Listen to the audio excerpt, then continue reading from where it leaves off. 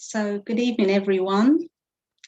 Welcome to the Friday talk organised by the Brahma Kumaris, Leicester and Harrow. Our topic this evening is attitude to change. Attitude determines our behaviour, but what determines our attitude? So I would like to welcome a very wonderful speaker, Sarah Kavanagh. And Sarah has a background in education and psychology. And she's been a student with the Brahma Kumaris and teacher with the Brahma Kumaris since 1944. So just to say, any questions you've got or any comments to make, put them in the chat and we hope to answer them at the end. But warm welcome to Sarah. Well, thank you very much, Natalie. And I'm just turning up my own sound, and I know you can all adapt your own devices, so I hope you can hear that okay. So yes, great topic tonight, as usual. And I've been exploring well-being, I suppose well-being and meditation for nearly 3 decades now. I still find the practice and the process really creative and fascinating. And more than anything, which I hope we'll explore tonight, really, for me, it's about a link to the self.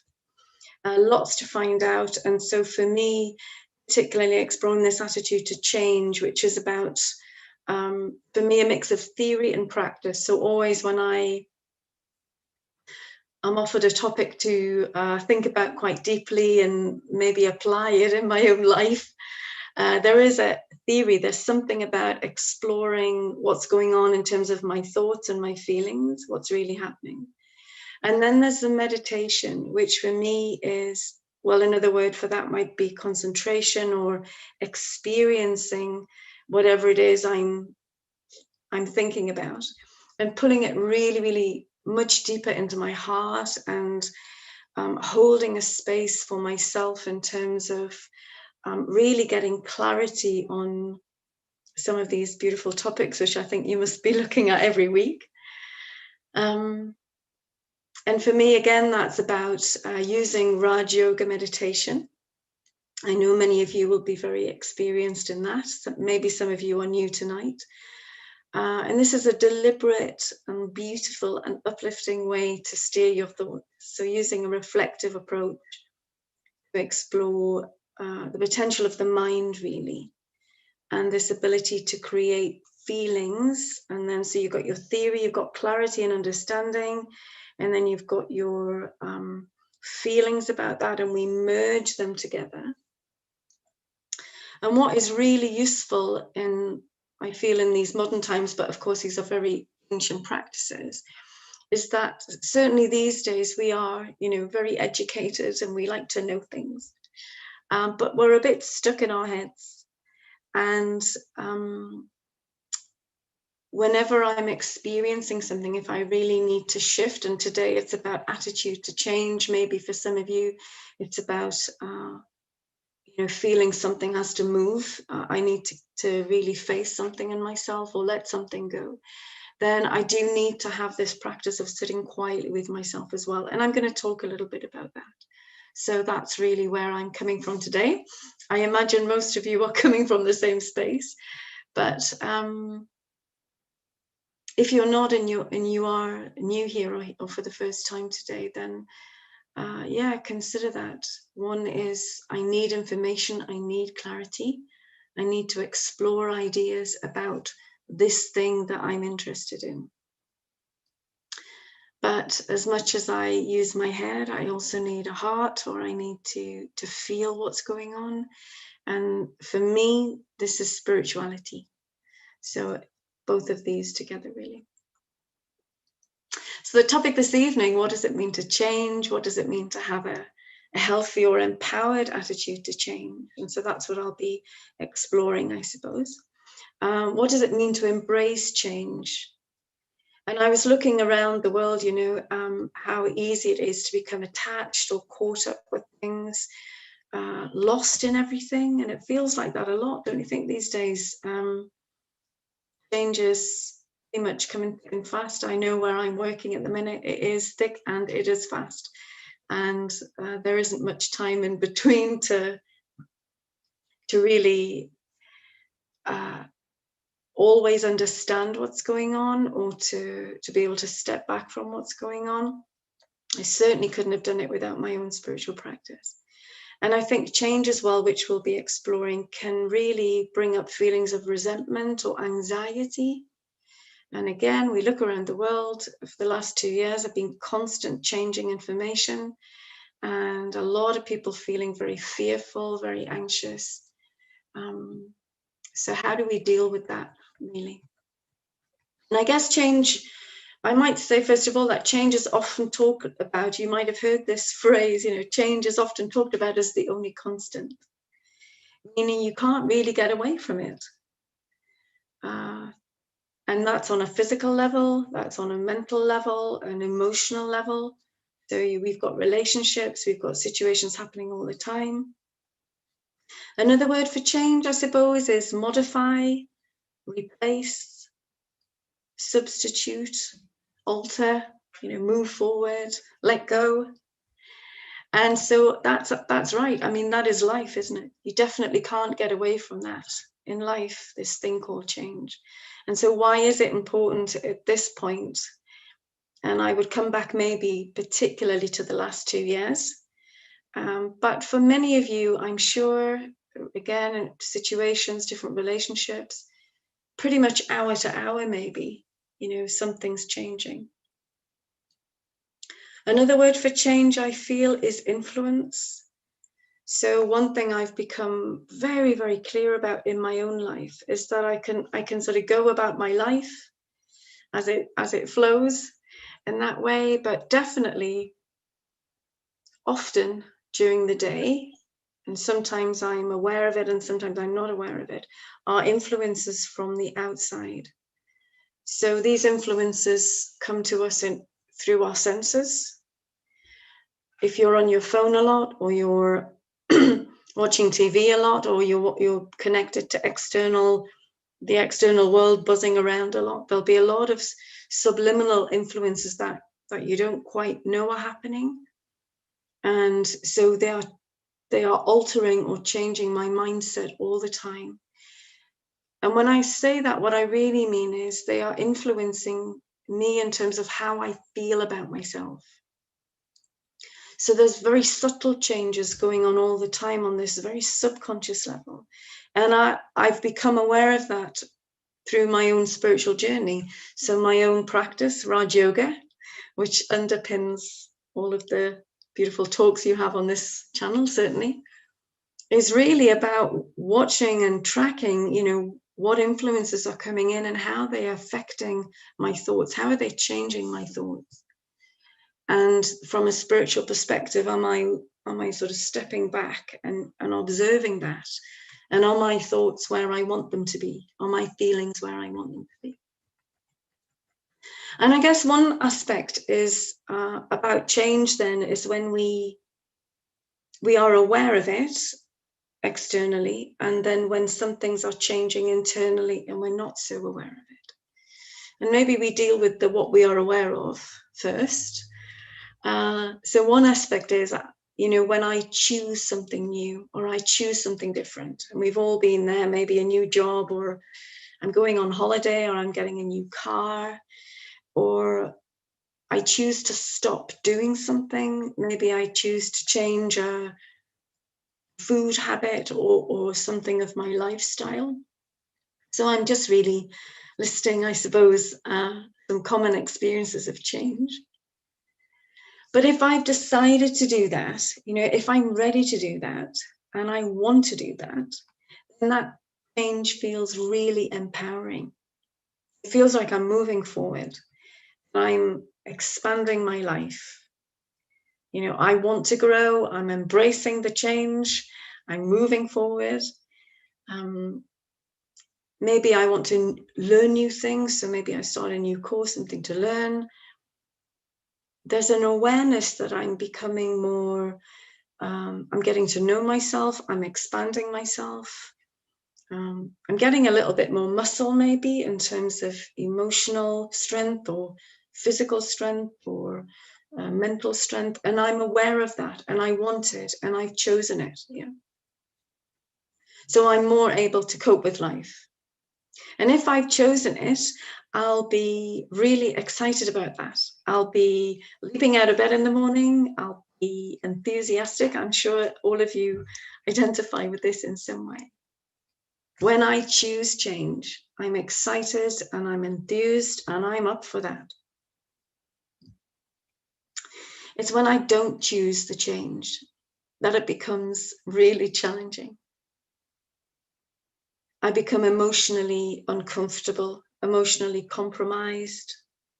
Something I will feel is being imposed on me. Maybe I don't really want change in my life. Maybe it's a lifestyle, a relationship, a situation. Something that I've just heard this morning, actually, a friend of mine, the most intense, perhaps, level of change, which is someone dies. So, or maybe from another perspective, my own health goes, or someone else's health goes, and we become quite dependent on things. So when change is imposed on us in this way, it feels really disempowering. And there is a load on us, which is, it's an emotional load, a cognitive load, a mental load. Means I have to change my thinking. I have to process thoughts and feelings I don't normally need to. I have to create new responses. Maybe I have to create new practical logistics in order to sort out this change that has been, as I perceive it, imposed on me. And by default, that will make me very tired. Yeah. Dealing with new emotions is really tiring when I haven't chosen them. And again, I refer to that contrast. If I've signed up for a new course or bought a new car or, changing jobs, and I've chosen that, I am invigorated. I don't need that much sleep. It's a different kind of energy. But when change is imposed, we are emotionally drained. And part of that is just needing to process all of these new bits of information that are coming into me and trying to feel what's a good response, or how do I reply to that. But underneath this imposed change, I might be feeling really resentful and by default disempowered.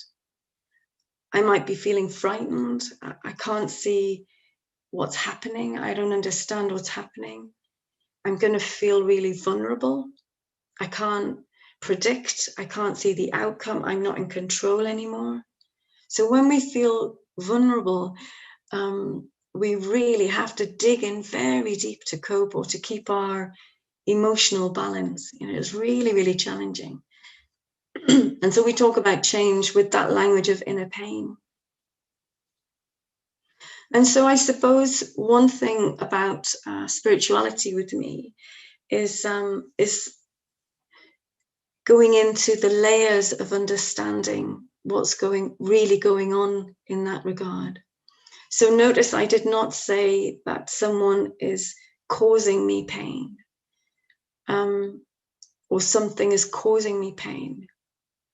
What I've come to realize is that I sort of have some default habits, really, and the external situation comes at me and influences me and triggers these habits that I can default to.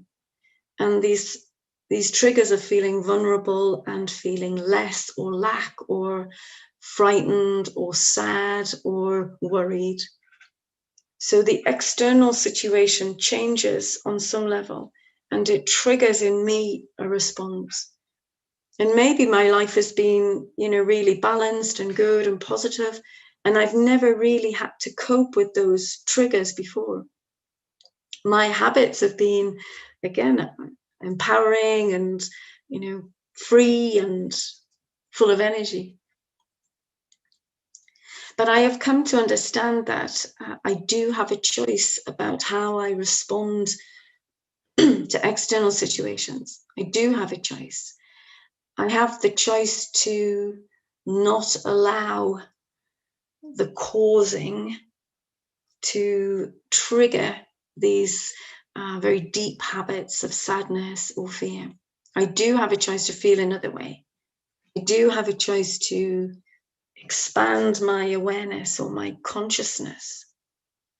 I do have a choice to dig in to my emotional intelligence. Excuse me.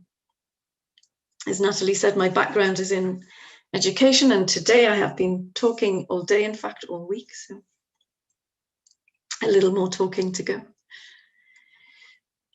I do have a chance to, and a choice to expand my heart. So there are many, many ways in which I can choose to respond.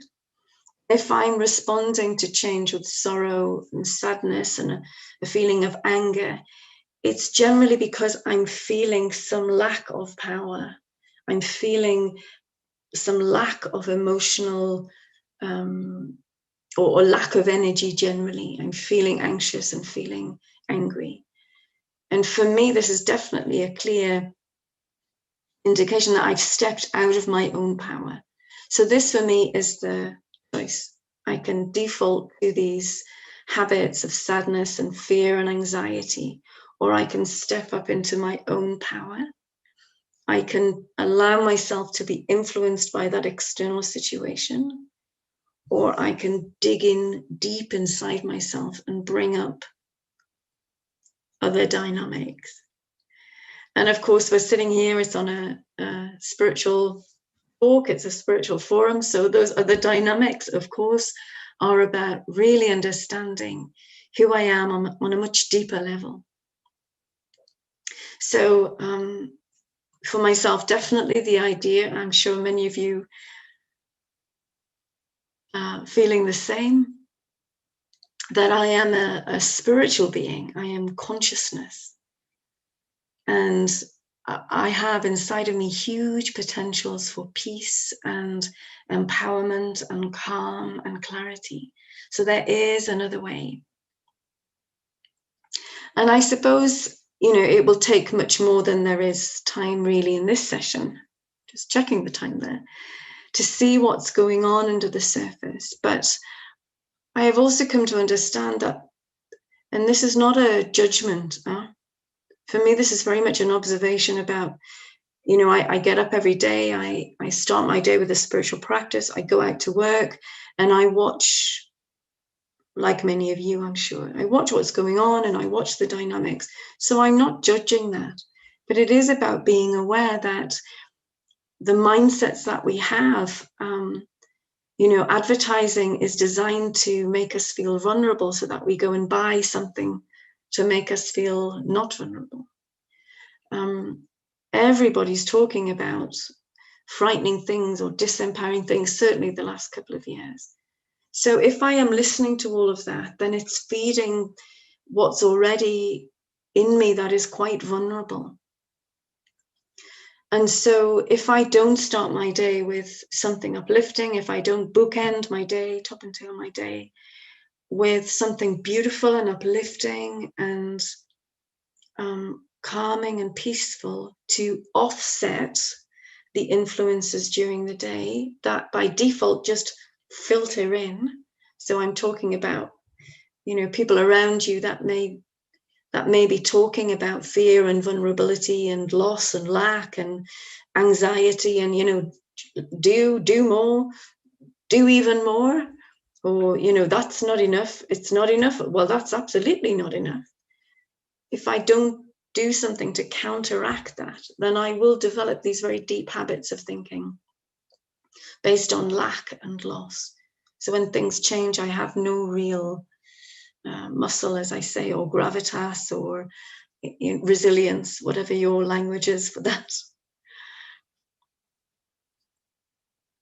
So my own spiritual experience, and of course this comes from ancient wisdom, my current practice really, shown me I have very little control over the external world.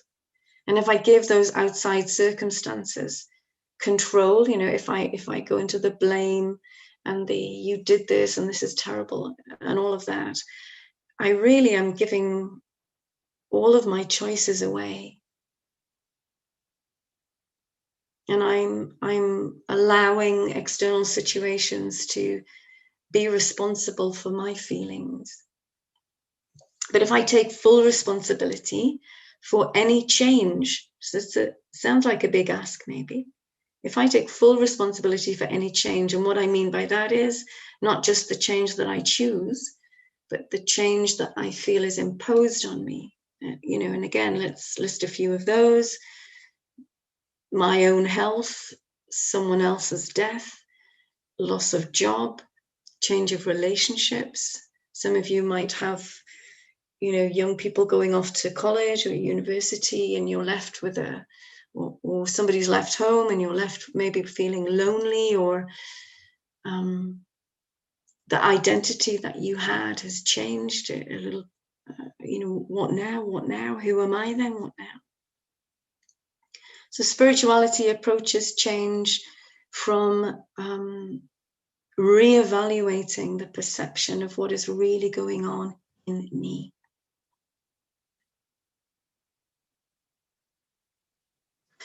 So, I mean, for example, I was thinking that another thing to consider about change is it's really exhausting.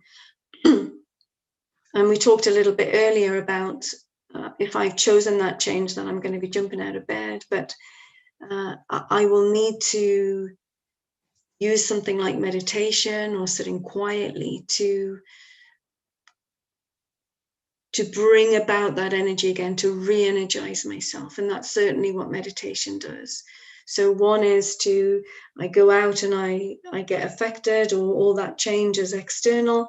I allow myself to be influenced by that, and my energy levels go. And I come home and maybe I need to sit quietly and recharge on that level.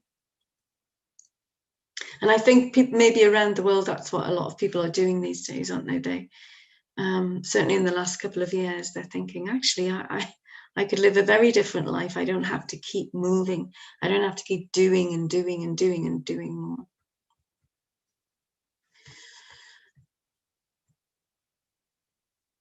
I think as well, what we might talk about is on a sort of deeper than physical, but maybe physiological, in terms of when I'm in imposed change, I move into flight and fight.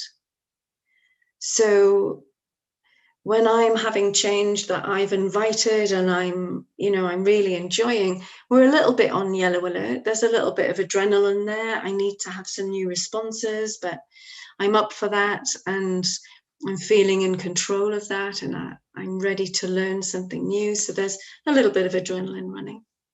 But when change is imposed on us, we're really in flight or fight mode. And so we've got a lot of adrenaline running, we've got cortisone, we've got the whole body in resistance mode. When I'm in resistance, things are contracting. So my thoughts contract, my body contracts, my cells contract. So when I'm resisting, I lose energy and I get a little bit stuck, really. So from a spiritual perspective, again, for myself, for many of you, I'm sure, who are approaching change from a spiritual perspective, there's a sense that as a conscious being, I can't really live in a vacuum. And what I mean by that is when faced with change or some new situation, we might feel that we experience a little bit of emptiness, or we might call that vulnerability or fear or lack. Yeah. And I've come to understand that this is a bit of a no man's land. And if I do not have, and I have not cultivated a very deep and rich sense of self, then change will feel that I'm, again, worried, frightened, in this sort of no man's land of emptiness. Yeah, we don't know what to do. There's confusion. But from a spiritual perspective, if I've built up a different sense of self, a spiritual sense of self, and then that change will look like newness. You know, it will look like it's a really full and rich area of potentiality. And I love this idea of what is possible now. So depending on how I view something, fear will shut me down. But my own experience is that spirituality and meditation teaches me to look at fear and wakes me up. It wakes me up. Okay, what can I do in the face of that? What is it trying to teach me? What can I learn from that? So this is another really good aspect of approaching change from a spiritual perspective. If I keep defaulting to the space of lack and loss and fear, I will just perpetuate that habit. So trying to learn or teach myself, sitting with myself to develop an open heart, potentiality. Can you see the double-sided there? So in order to do that, what do I need? I need to keep myself topped up, really, in terms of spiritual energy. I need to know who I am. So practitioners of Raj Yoga, we talk about ourselves as souls, consciousness, thinking, feeling, being. When I move myself into that experience, so one again is the theory and the other is the experience on a regular basis, so that we begin to see that anything coming up, any change that's coming up, we're ready. I can feel it. It's a reality that is just how it is. So anything coming in front of me that I class as change, I can wake up to it. I can have a realization about it, a sense of moving on, moving forward, or maybe moving away from something. But when I'm approaching change, a sense that I can fill up with peace and love and lightness and clarity. And when I have the habit and I've filled up my sense of self with those things, the vacuum, if you like, with those things, I'm not going to default back to my old habits. I'm going to stay or default straight away to this sense of another image that we often use when we're teaching Raj Yoga meditation. Again, of course, for those of you who may not have explored it so much, is that of the tortoise, where I'm a bit like a tortoise, and when it all gets a little bit too much, I can just pull in all of my limbs, I can take my consciousness back, and I'm in this very beautiful space, it's protected, and I can just watch. I just watch. So I become the detached observer. So in the face of change, I can just pull back a little bit. And from a sort of psychological perspective, you can pull back too much and you can sort of disassociate with life. So it's not that.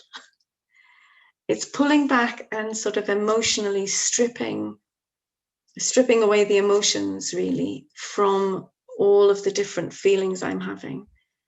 The intensity of change, if it's triggering lots of different emotions. When we step back into meditation and we step back into clarity, then I let go of all of those emotions. And from that, I can just experience a stillness and a calm. So instead of fearing the unknown, if you like, I can step back and fill up with courage.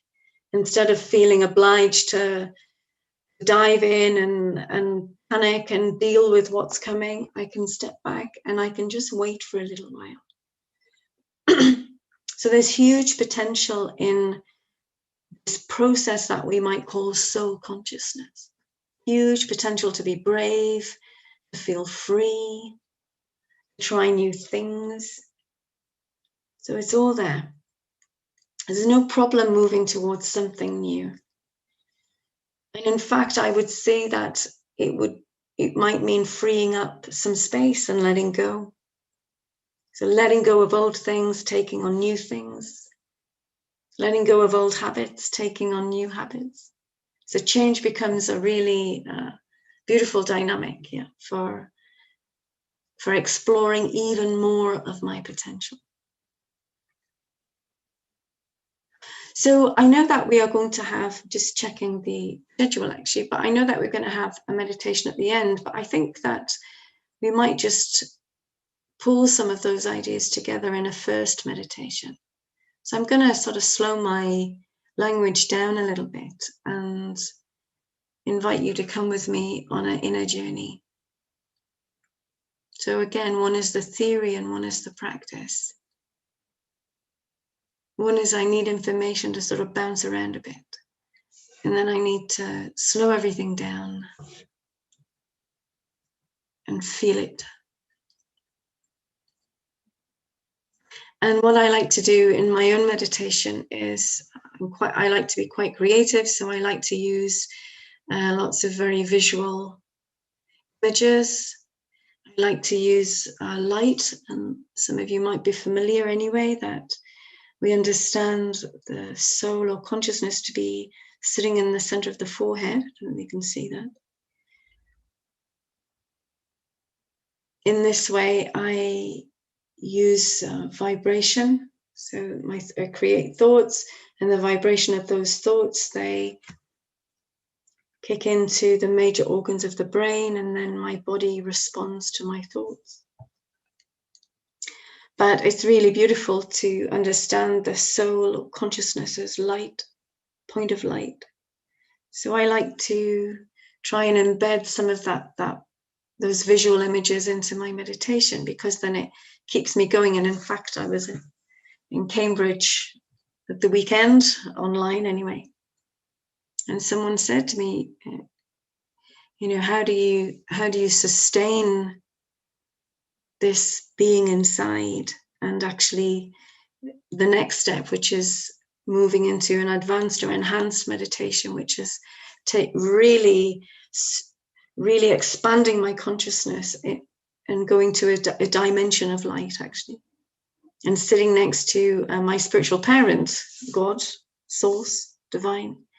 You know, how do you expand that, and how do you stay there in that expansion of energy? And what I mean by expansion is going beyond these thoughts of fear, which are quite low level vibrations, and as I say, they shut us down.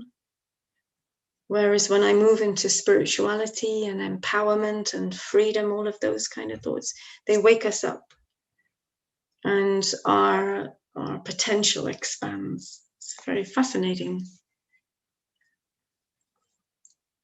So I might drop in some visual prompts as well for us today. So this is I guess a meditation. It's a story. So we're going to travel through a few experiences, a way of going deep into the journey of change, empowerment for change. And in this journey, my intention is to become self-aware. So always in meditation is the intention to move into myself, to connect with myself as a peaceful being, to accommodate or just let be the ups and the downs, whatever blocks me, whatever shuts me down, and what wakes me up. My favorite saying at the moment is ebb and flow. So change for me has just become this very, very beautiful ebb and flow. Oh, okay. Oh, okay. Oh, okay. So here we go. Come with me. So I just take a few deep breaths and allow my body to settle. So if you are sitting in your chair, you might just want to loosen your shoulders. There's a few places that the body definitely stores tension. One is the shoulders. If they're up around your ears, get them down. One is the stomach. So breathing out and let your stomach be soft. And here in the jaw. So, just let your jaw drop really. And your face. And bring your body into a stillness and a quiet. And maybe this is the first time that you have stopped and been quiet today. Ah, what a relief, right?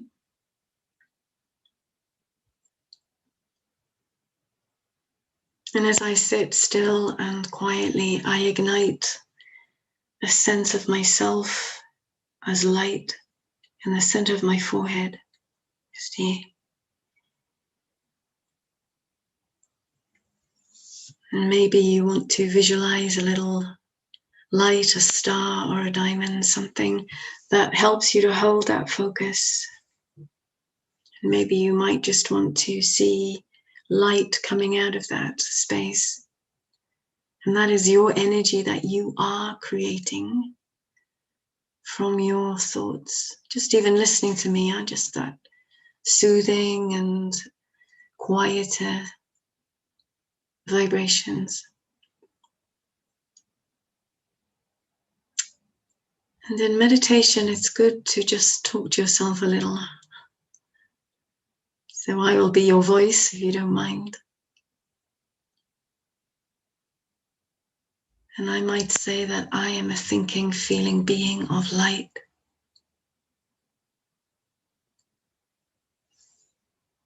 I am timeless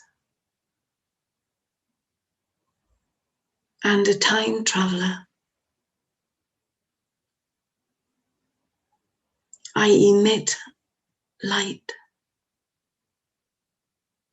the energy of light, the energy of life. And I spend a few moments creating that image to keep me engaged in this process.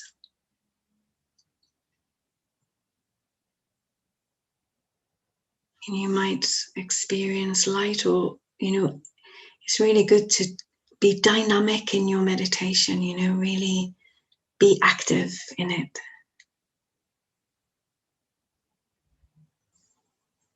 And you might want to experience yourself surrounded by light.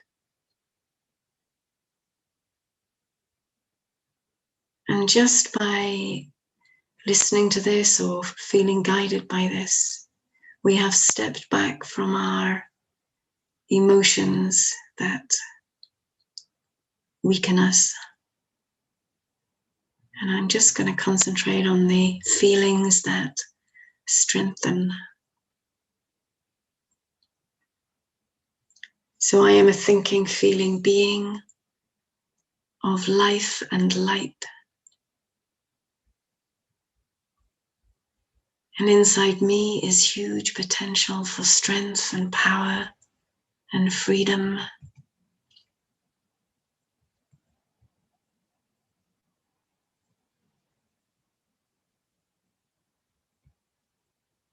Inside me is huge potential for empowerment. As I step away from the emotions of limitation and fear,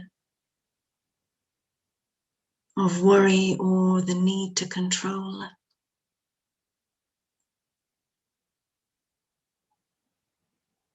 And as I talk to myself in this way, I begin to develop this power to stay stable and free in the face of change.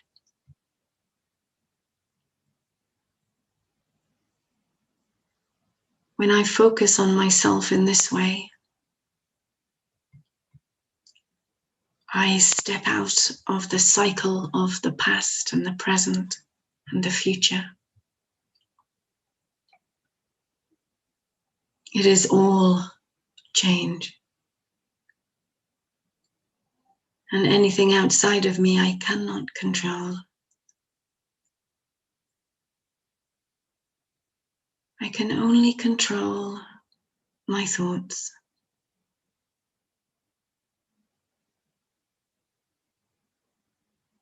And as I sit here still and quiet,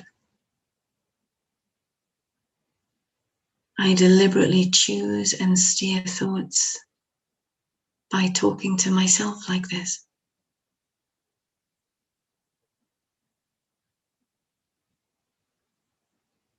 I am now energized through this silence and stillness.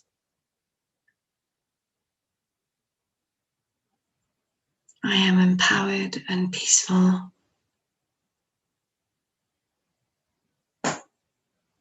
This identity of soul consciousness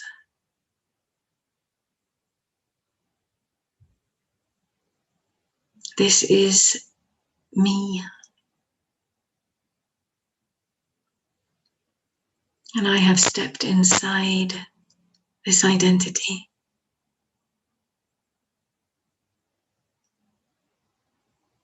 I begin to realize when I move out in day-to-day situations and relationships, I am scattered. My thoughts are here and there and everywhere. But sitting here quietly, bringing my energies together, uniting me with me, brings relief. Nice feeling.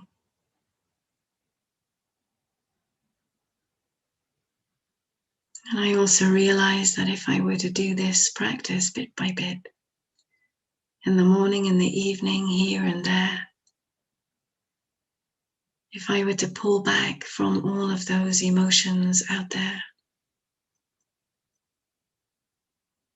all those triggers, and fill up, then when I do step out and live my life as I want to, I would be able to just watch change, embrace change, learn, grow, understand myself in the face of change. My attitude would be of a feeling of empowerment, not disempowerment.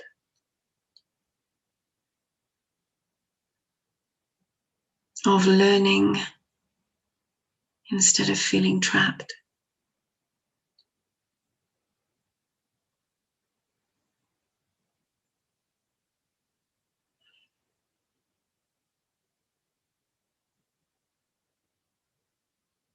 I take a few last deep breaths. If I've closed my eyes, I open them. Have a little stretch.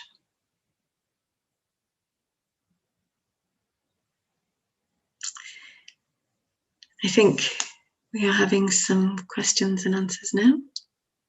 And we'll come back to our meditation actually at the end. Great. Thanks, Sarah. Wonderful, wonderful. There are a couple of questions that have come through. So you talked about resistance takes our energy away. How can I stop being resistant? Yeah, well, that's exactly it. Is that my feedback? Is that okay? Is that clear enough? Yeah, so resistance really drains us. This is my own experience as well. It really means that I'm shutting down. It means I'm creating, I'm in fear. It means maybe I'm waiting for someone else to rescue me. It means I become very passive out of fear. Or conversely, very aggressive, you know, that whole keep away, stay away, how dare you, this is terrible, all of that.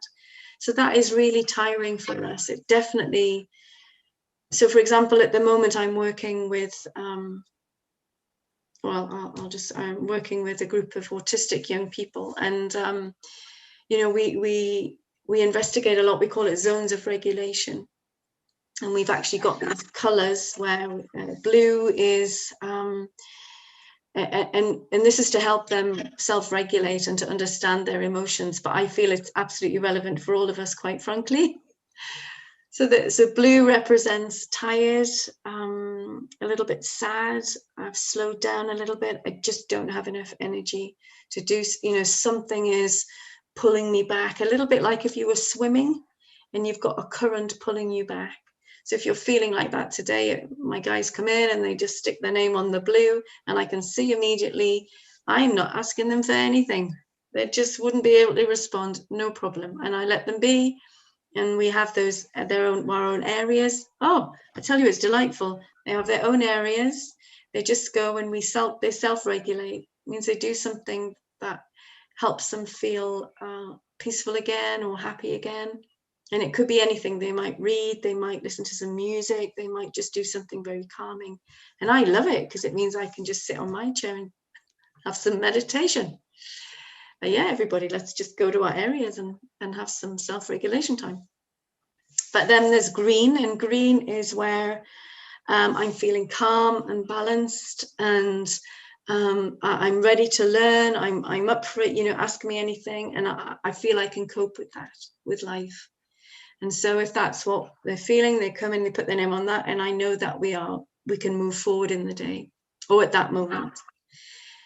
Yellow is a little bit fizzy, a little bit excited, a little bit emotional, a little bit frightened or a little bit worried or a little bit angry about something.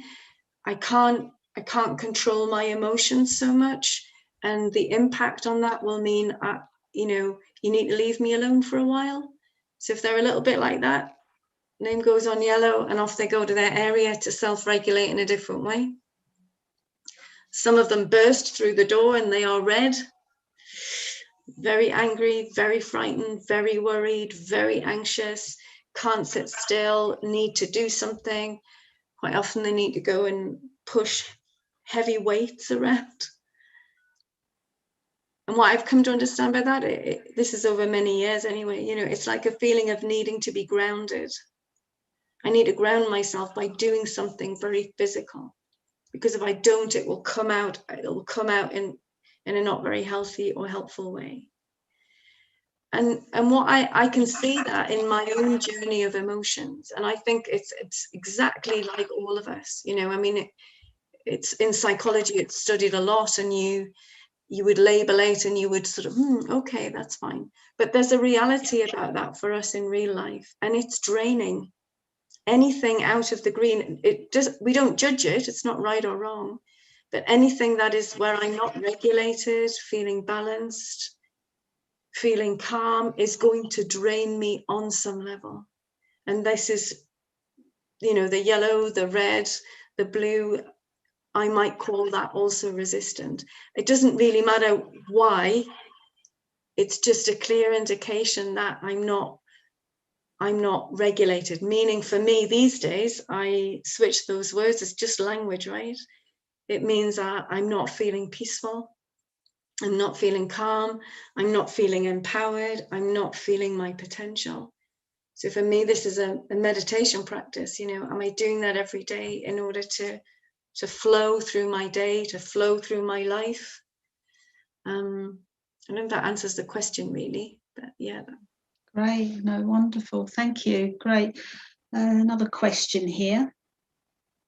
When we're faced with big life situations which really overwhelm us, what do you think are the steps that we need to take?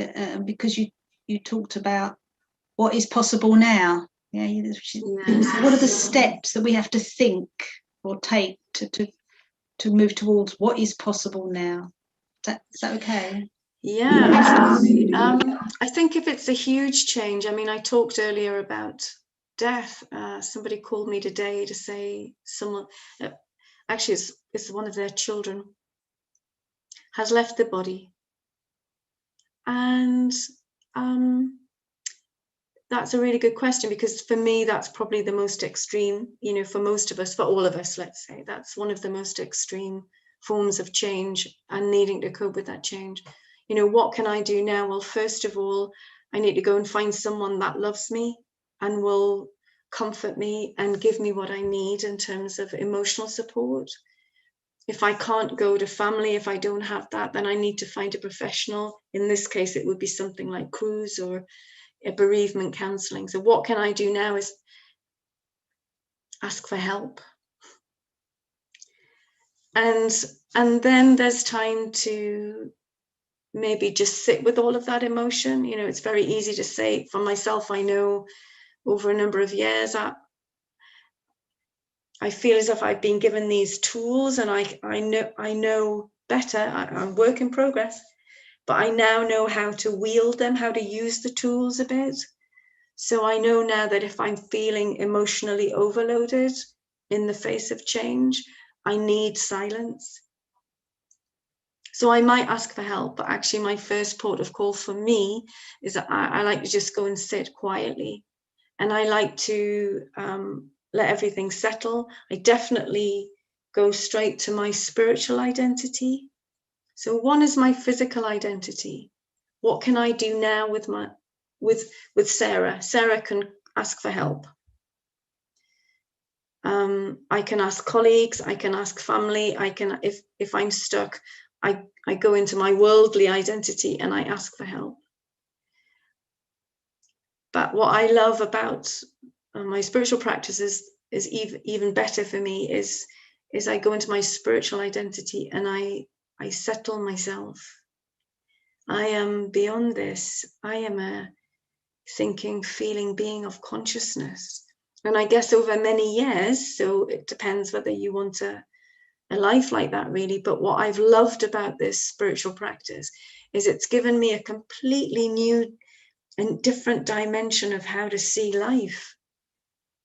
That I can pull myself out of this very physical lifestyle that everyone does get. We get very stuck in. And I can pull myself out of that, and I can sit above it, and I can hold it and appreciate this life that I live, but I'm not affected by it. And I often talk about that as I can strip the emotion away. And again, I sit here as a work in progress. But what I love about this practice, and I would urge anyone who hasn't yet started maybe a meditation practice to really explore that. It helps you to strip away the emotion, the blue, the yellow, and the red. It doesn't mean you disappear. It just means you can cut through all of the. If you were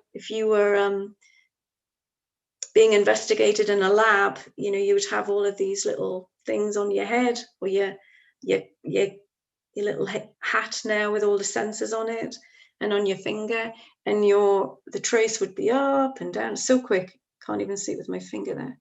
It would be like this. Oh my goodness. And so meditation, I guess, smooths it out.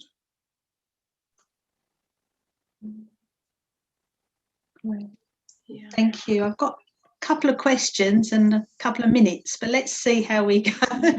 And then one person here says, you've talked about the heart, but how do you open your heart? Oh, beautiful question.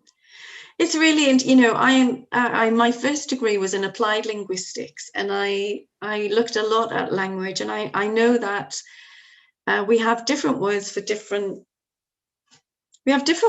the same thing, really. And I guess when I talk about the heart, it's not necessarily my physical heart, it's more just my feelings. So when I connect with my feelings, well, you know, that's a huge question, actually, and you need to email Natalie right now and say, can we have a whole hour on connecting with the heart? Because my experiences for many people, we are stuck in our head, and it's quite a challenge to feel your feelings, because it means feeling vulnerable, and it means acknowledging that I'm hurt and that I'm in pain. And I think we are taught not to do that. It's like, you know, no, stay brave, you know, don't cry. So feeling my heart for me is I sit in meditation, and I move into very uplifting thoughts. I am a thinking, feeling being of light and all of that stuff that I love to do. And I like to connect with God. This is a sort of enhanced meditation. My spiritual parent, point of light, source. And I open my feelings. Can you see? I open my feelings. Look at this. Look at what's going on. Sometimes I'm metaphorically shaking my fist at what I feel in the day has gone wrong. But because over years and years, maybe I've had fantastic teachers and brilliant spiritual practitioners who've walked ahead of me, and I have sucked up every bit of wisdom they've offered. And now thinking about that and using that allows me to move up and open my heart and see light and flood myself with love, and absolutely the antidote for all of the other stuff. So opening my heart means, being brave. Right. Wonderful. I wonder if you can just pick up on this final question. It is based on, you were talking about in your work that you've been doing with all people with autism. It's how can you use colour therapy to communicate our feelings? How can we use colour therapy to communicate our feelings? I don't know. I'm not a colour therapist. I definitely am a very visual person. So I'm going to sidestep that question by definitely saying I do not know. But what I have found out in my own spiritual journey is that it's really, really good to be creative. So maybe we broaden the term colour therapy and we say, buy yourself a beautiful set of colour pencils, and buy yourself a beautiful drawing pad of clean, white, crisp paper, and use colour and draw and imagine and visualize and watch colour. I mean, here's a very interesting thing. I started teaching when I was maybe 24, 25. So I left school. Oh, all of us, right? Certainly in the UK. I don't know about other countries. So you colour, you draw your little pictures at school, don't you? And you colour them in till you're about 7. And you might do that. I mean, this is when I was young, which was like 40, nearly 50 years ago. So you colour your little pictures in, and you're 7 years old and you just do that. And when you're 8, you might still do it. And when you're 9, 10, 11, you might do it. And that's the end of sort of key stage 2, which is the old juniors. And then you go to secondary school and you never probably touch colour again unless you do art. And so colour goes out your life, unless you're colour orientated, where you might love fashion, or you've got colours at home, or you've got parents who use a lot of colour. This was my experience anyway. And you never think about it. But then when I was in my 20s, I started doing a course, and I did a teaching course, and I learned how to teach art. And suddenly I was surrounded by all of these beautiful paints and colours, and it was fantastic. And it tapped in me, or it triggered in me the journey of creativity. And I'm not saying I draw. I definitely don't draw. I'm not saying I'm an artist. I don't mean that. I mean, yeah, go and buy yourself a beautiful set of pencils, colored pencils or paints, and just color things in, color by numbers. Question, do we have enough color in our lives? I would say no, probably. So not color therapy per se, I know nothing about that, but certainly, you know, if that interests you, then definitely use color. Yeah, it's a vibration. Color is just a vibrational trace, and that's it, you know, so it will trigger different feelings and emotions. Yeah. Right. Thanks, Sarah.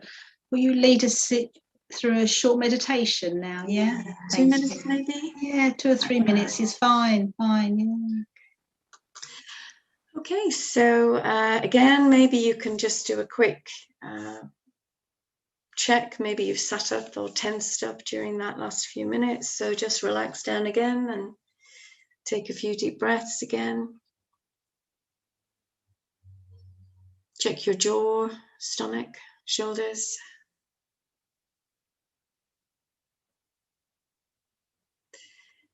Bring your attention here to the center of the forehead.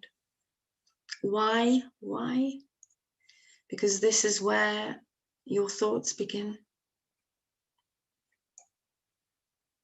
So I am a thinking, feeling being of life. Far more than just my set of experiences or fears. I have inside me huge potential for calm and clarity and courage. And all I need to do is to practice, talk about that instead of my fear. Think about my huge potential instead of my limitations. Allow everything to flow instead of shutting it down. Allow change. It is ebb and flow. It is the tide coming in and the tide coming out. It is the sun and then the moon. It is spring, summer, autumn, and winter. Change is the most natural thing. Let me tool myself up. So when it comes, I embrace it, face it, and stand tall in the face of it.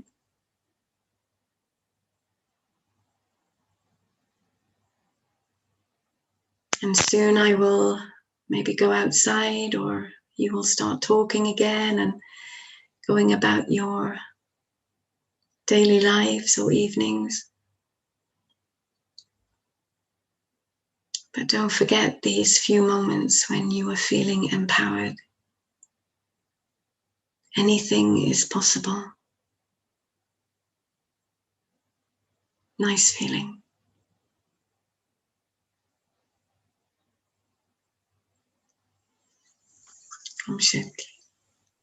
Wonderful. Thank you, Sarah. Brilliant. Wonderful. Few things I'm going to take away, just statements that I liked. I can only control my thoughts. No, we can't control anything else, but I can only control my thoughts. Something to think about. And the other statement, which was very nice, bookend my day with something beautiful. Bookend, I thought, nice. And actually, I have to say also, be dynamic in my meditation. I think that's really useful to remember. Be dynamic. So thank you so much for your very heartfelt, talk. You related from your heart, which I felt it. I'm sure we all did. So thank you so much for being with us this evening. Great. Thank you for inviting me, Natalie. Thank you. Thank you. And so to everyone,